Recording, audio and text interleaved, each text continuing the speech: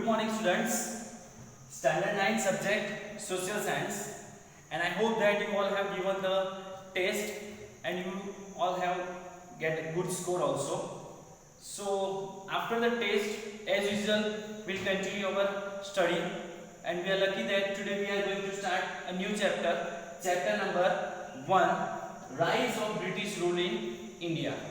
First of all, I would like to tell you that the rule, actually the Britishers have not came here to rule us.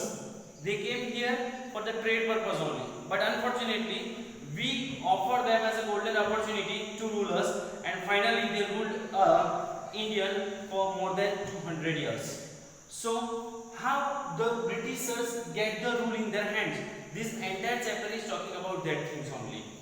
Why the Indians are ruled by the Britishers or different people, those who came from the other countries and settled in India.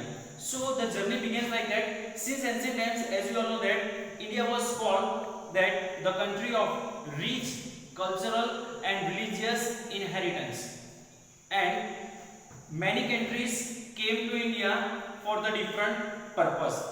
As you know that in ancient time India was known as a golden bird also, उसको सोने की चिड़िया भी बोलते थे. Now why it will happen, what happened? So this rule started by the different people came to India. So when the people came to India, first of all, at that time India's prosperity was rich, or you can say it's at the topmost position, and people came from the different countries of the world came to India for the trade purpose, and they were settled here. Now after they were settled here, they were settled for the longer period of time. We'll start with this one example. For example, India was you can say attracted by the different peoples of the world because European like that demand of spices of Indians. Muslin is the one precious cloth we can say, then indigo. So these are the many things. For that India was well known in the ancient time. Now we'll start begin this.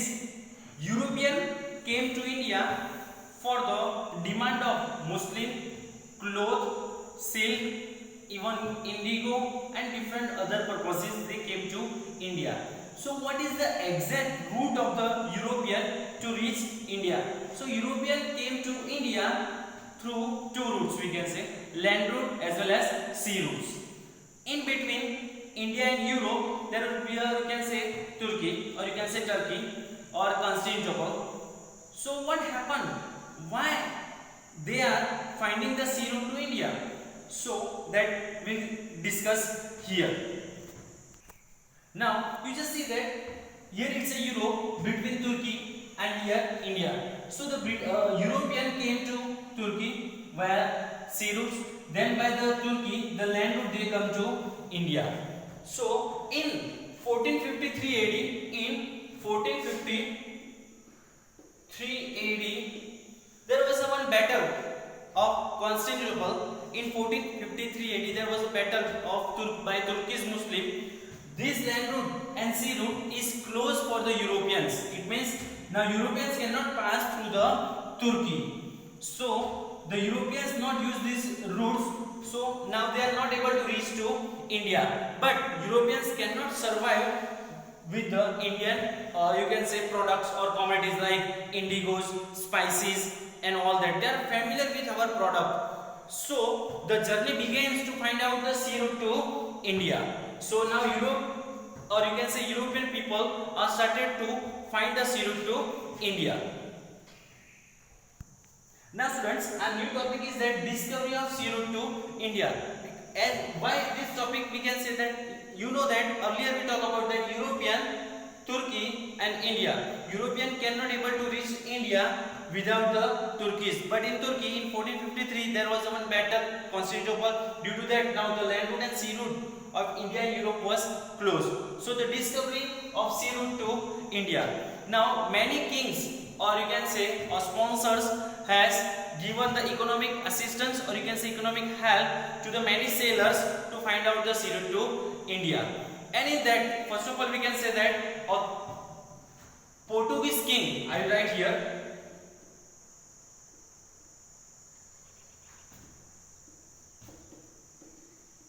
Portuguese king Prince Henry.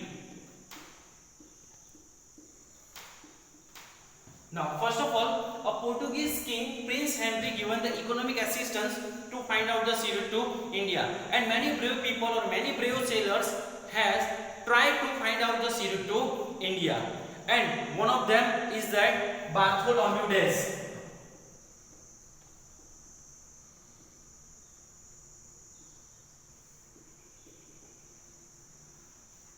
Now, Bartholomew Diaz is the first sailor to start the journey to find the sea route to India. Actually, many sailors have started, but Bartholomew Diaz gets some of the hint, or you can say some of the succeed in that part to find the sea route to India. Actually, Bartholomew Diaz, when he started his journey, he reached to the one continent called Africa, and in that he has found that Cape of Good Hope. I written over here, Cape of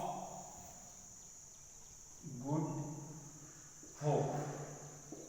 From this place he gone back, we can say, due to there is a south storm in the ocean. So Bartholomew Diaz went back to his place, native place. So after that, what happened? Who came then? Who find the sea route to India?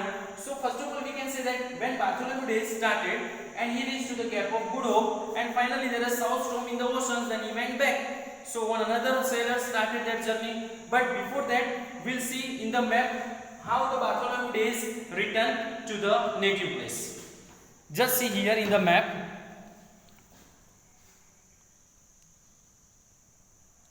It's a Portugal. Here they want to reach the India. They find the sea route to India. But actually, the Bartholomew Diaz started journey and he reached to the here and he found that Cape of Good Hope. You just see that Cape of Good Hope. From here, he went back due to south storm in the oceans. And before that, we have discussed that Europe, Turkey, and India. So European came to sea route and land route. Through this way, they came to India. But unfortunately, there was a battle in Constantinople in 1453 AD. This sea routes and land route for the European is closed. So they need to find out the sea route to India. So first sailor Bartholomew Diaz went back from the Cape of Good Hope. Now we'll discuss ahead. After that, one more sailor start his journey with the economic assistance of the King of Spain. So I write here. After that, King of Spain. King of Spain. With the help of economic assistance of King of Spain, one sailor, and I hope that you are familiar with this name. The name is Christopher Columbus. Yes, Christopher Columbus. With the economic assistance held by the King of Spain. Now Christopher Columbus start his journey to find out the sea route to India. But unfortunately, one more time the journey ended on one island, and presently it is called West Indies. It is located in Atlantic Ocean. But you just see the fact that throughout the life of Christopher Columbus, he was in a mistake that he has found the sea route to India, but unfortunately he has found one island called we can say West Indies, which is located in Atlantic Ocean. But this mistake was, or you can say this obstacles was removed by the Amerigo Vespucci. Look at the another name, Amerigo Vespucci.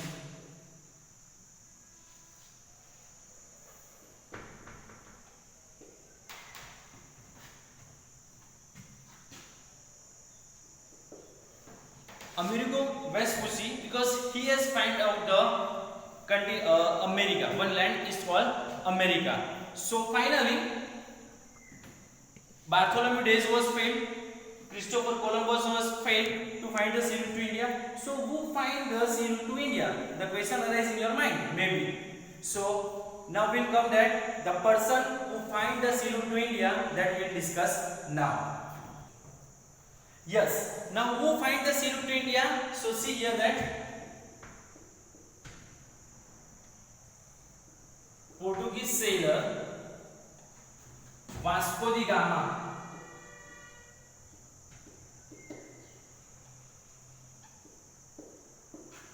Vasco da Gama find out the sea route to India in 1498 AD. 1498 AD. Now, he was the first person or first Portuguese sailor that Vasco da Gama found the sea route to India in 1498 AD.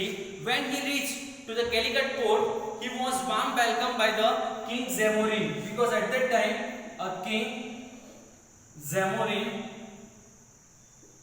was ruled over that area, and the doors were open to rule the India, or you can say for the trade purpose of the Europeans, because when Vasco da Gama find the sea route in 1498, at that time King Zamorin welcomed him and allowed him to carry out the business over there.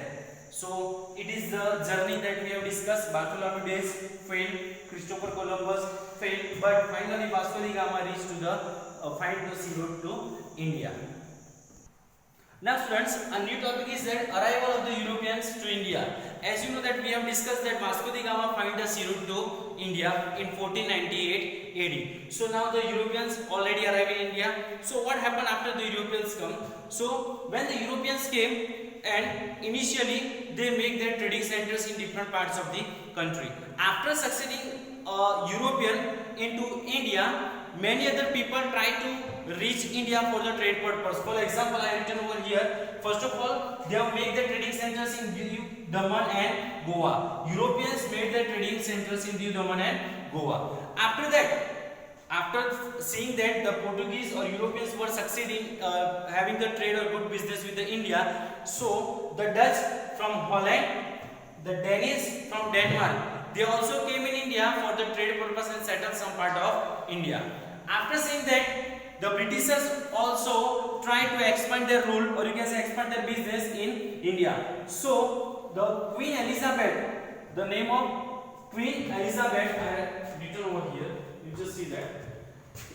In 16th century, Queen Elizabeth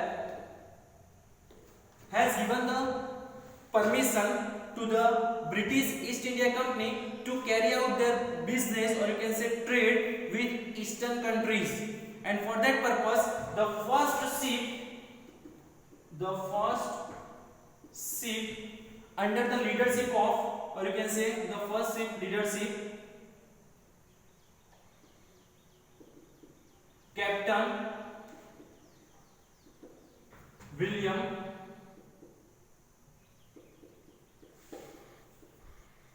Hawkins.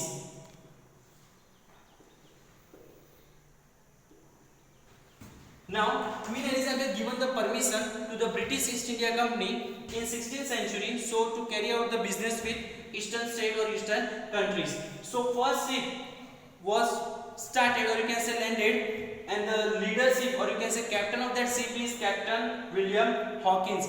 This ship reached to Surat in 1608. So now the Britishers also entered, but at that time there were already many peoples or many tribes here, those who were already having the trade business with India. So there would be a, you can say some of them are opposite of each other. Now how the Britishers get the more expansion of their rule, that we will discuss. After that, Captain William Hawkins, when his ship reached to the Surat, at that time they didn't get the permission, or they are not allowed to carry out their business. But afterward, what happened? The king, or you can say Mughal Emperor Jahangir, gave the permission to carry out the business. So they have started their business centers in Surat, Bharuch, and Ahmedabad. In Surat, they have started their trading center in 1613. First ship arrived, they were not get the permissions. After that, Jahangir gave the permission for the trading purpose. And after that, after establishing the trading centers, Britishers wanted to expand their trade more and more in the our countries. But what happened when they reached to the Maratha, or you can say Maharashtra? At that place, they will be having the collisions, or you can say having the opposition of great Marathas over there. So they were step back, they come forward, and they start their trading centers in the south as well as east side. For example, they have started in Andhra Pradesh, Chennai and Kolkata. It means here they have started their trading center because the Maratha has not allowed them to carry out their trading centers in Maharashtra, or you can say that parts of, at that time the state is not divided, that is why you can say that. And Mumbai became their trading, or you can say headquarters. Mumbai is their headquarter in 1687. So here we have completed that how the arrival of Europeans as well as different people. For example, Dutch from Holland also came. After that, Danish from Denmark also came, and after that, British East India Company, Queen Elizabeth has given the permission to carry out the trade or business in the eastern countries. And for that, first ship of Britishers under the leadership of Captain William Hawkins reached to the Surat, but they are not allowed to carry out their business in India. But after that, Mughal Emperor Jahangir gave the permission to carry out the business, and they have started their trading centers in different parts of our country.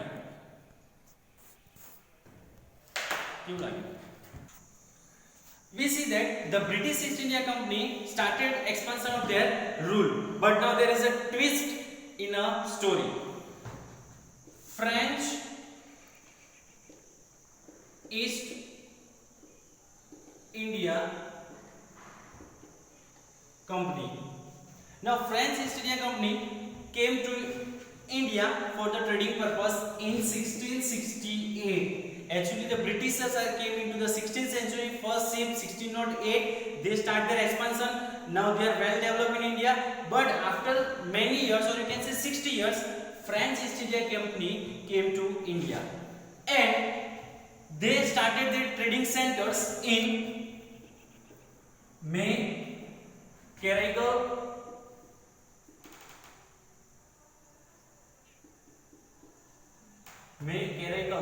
and Chandranagar.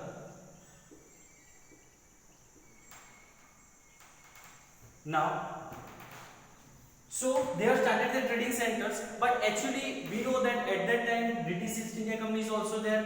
Now French East India Company is also coming. Many other peoples that came from the different countries. So there was a huge collision in our country. So between 1746 to 1763, there was three Mysore wars between British East India Company and French East India Company. Now students, listen carefully. Three Mysore wars between 1746 to 1763 between British East India Company. I have written the short form of each, so please remember carefully. British East India Company and French East India Company. But unfortunately, all these three wars defeated, the Britishers defeated the French. It means France has lost all the battles, and finally the rule of Britishers are expanded more and more. After the French lost their areas, it means now they are restricted to up to their areas only, May, Karaikal and Chandranagar. And the Dutch, or you can say Dutch and the Danish leave the India forever. So the Britishers get the huge area to get for the business. So slowly and steadily Britishers are become stronger in our country. Now in next video we'll talk about how the Britishers get the power from, you can say, trade purpose to ruling. So we'll talk about Battle of Plassey and Battle of Buxar. Thank you.